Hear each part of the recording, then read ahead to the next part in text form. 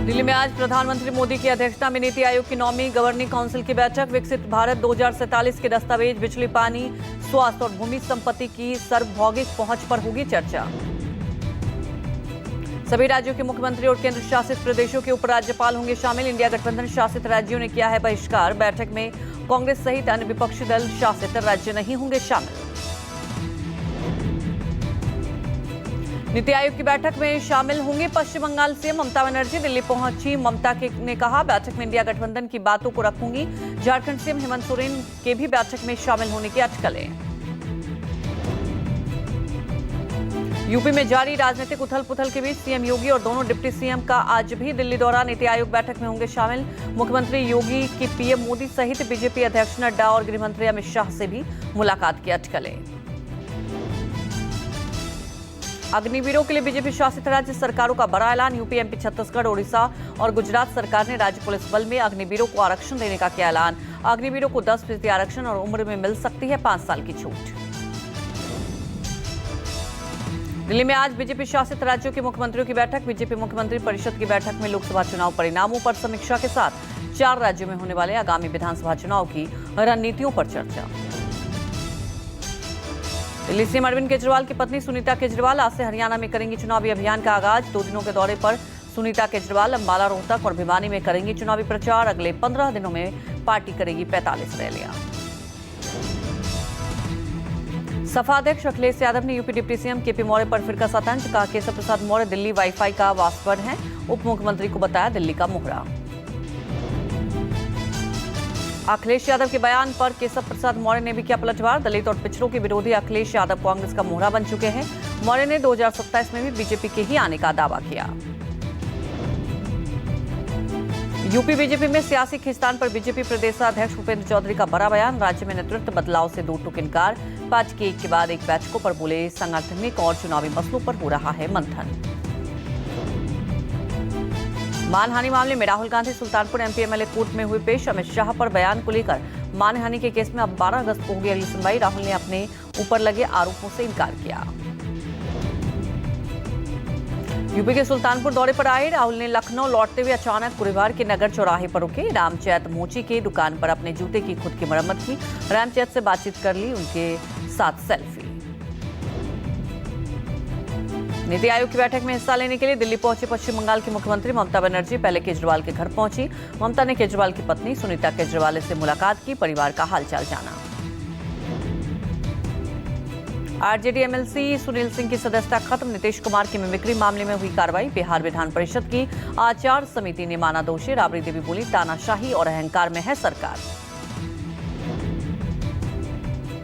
मुंबई में बीजेपी के पूर्व विधायक रमेश कुठे शिवसेना उद्धव गुट में हुए शामिल। शुक्रवार को उद्धव ठाकरे की मौजूदगी में कुठे ने किया ज्वाइन। 2018 में शिवसेना छोड़ बीजेपी में शामिल हुए थे। यूपी में करप्शन के खिलाफ योगी सरकार का एक्शन जारी। बलिया के बाद वाराणसी, बाराबंकी, संत कबीर नगर, फतेहपुर और महाराजगंज में भी कार्रवाई। वाराणसी में लूटकांड में शामिल चौकी इंचार्ज गिरफ्तार। कारगिल विजय दिवस की 25वीं वर्षगांठ पर द्रास में पीएम मोदी ने वॉर मेमोरियल जाकर शहीदों को श्रद्धांजलि दी। शहीद जवान के परिजनों से मुलाकात की। पाकिस्तान को लेकर भरी हुंकार। कहा, आतंकियों के आका हमेशा हारेंगे। अग्निपथ स्कीम पर पीएम मोदी ने विपक्षी नेताओं पर करारा हमला किया और कहा, मेरे लिए देश सर्वोपरि है। योजना पर सवाल वो उठा रहे हैं जिन्होंने सेना के नाम पर हजारों करोड़ के घोटाले किए हैं। भारत पाकिस्तान एलओसी पर anti tunnel search operation. Samba sector में मिली सुरंग। पूरे इलाके में सेना कर रही है गहन तलाशी।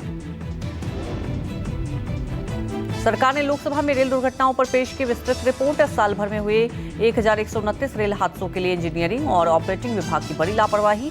ड्राइवरों की गलती से हुए 149 हादसे। पेरिस ओलंपिक 2024 का शुक्रवार को हुई ओपनिंग सेरेमनी। पेरिस की सीने नदी में लहरों पर 206 देशों के 6,500 से ज्यादा खिलाड़ियों ने नाव के सहारे 6 किलोमीटर लंबी परेड ऑफ नेशंस में हिस्सा लिया।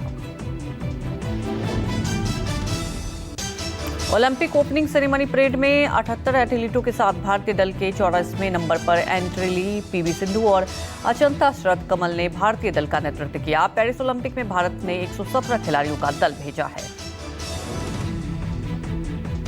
प्रधानमंत्री मोदी ने पेरिस ओलंपिक के भारतीय खिलाड़ियों को शुभकामनाएं दी। एक्स पर पोस्ट कर पीएम मोदी ने खिलाड़ियों को देश की शान और सम्मान बताया। पेरिस ओलंपिक में भारतीय पुरुष हॉकी टीम आज से अभियान शुरू करेगी। न्यूजीलैंड के खिलाफ पहला मैच। भारतीय खिलाड़ी आज 7 खेलों में अपनी किस्मत आजमाएगी। Badminton, tennis, table tennis, shooting, तीरंदाजी, मुक्केबाजी और रोविंग के होंगे मुकाबले। पेरिस ओलंपिक में भारतीय तीरंदाजी टीम की शानदार शुरुआत। रैंकिंग राउंड में भारत पुरुष और महिला दोनों कैटेगरी में टॉप 4 में पहुंचकर क्वार्टर फाइनल के लिए किया क्वालिफाई। तीरंदाजी में गोल्ड मेडल के लिए मुकाबले 29 जून को होंगे।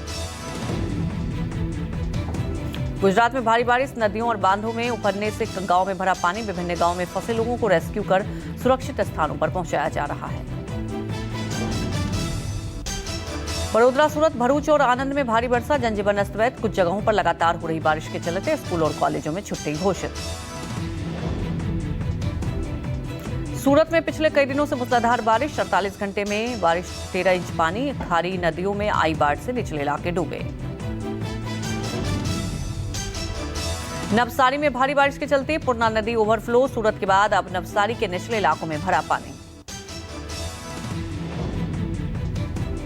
मुंबई, ठाणे और पालघर में भारी बारिश की चेतावनी जारी। ऑरेंज अलर्ट, रायगढ़ के लिए रेड अलर्ट। ठाणे में स्कूल और कॉलेज बंद।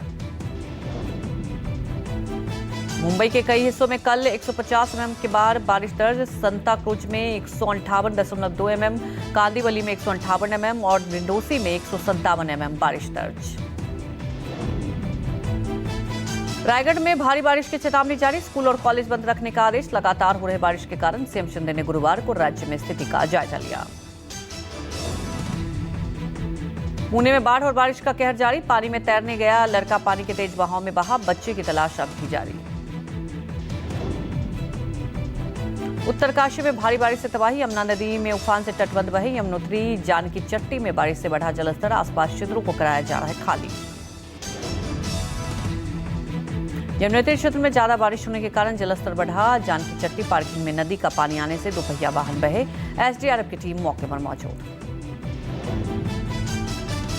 यमुनोत्री और जानकी चट्टी में देर रात से भारी बारिश। जानकी चट्टी में बनी पार्किंग तक यमुना का जलस्तर पहुंचा। हाल ही में यमुनोत्री मंदिर को जोड़ने वाले पुल की सुरक्षा दीवार बह गई थी। उत्तराखंड के मुनस्यारी के निकट बलोटा में भारी बारिश के कारण पहाड़ों से मलबा आने से यातायात पूरी तरह से बंद। मलबा हटाने का काम जारी। काबर रूट नेम प्लेट मामले में यूपी की योगी सरकार ने सुप्रीम कोर्ट में दिया जवाब। कोर्ट ने कहा कानून व्यवस्था के लिए एहतियाती कदम उठाया। यूपी सरकार ने कहा अनुच्छेद 71 के तहत सौहार्द कायम रखने के लिए कदम उठाया। पिछले दिनों सुप्रीम कोर्ट ने यूपी सरकार के फैसले पर अंतरिम रोक लगा दी थी। कोर्ट ने यूपी, उत्तराखंड और एमपी सरकार को नोटिस जारी किया था। काबर रूट की दुकानों पर दुकानदारों को उसका नाम और पहचान बताना अनिवार्य होगा।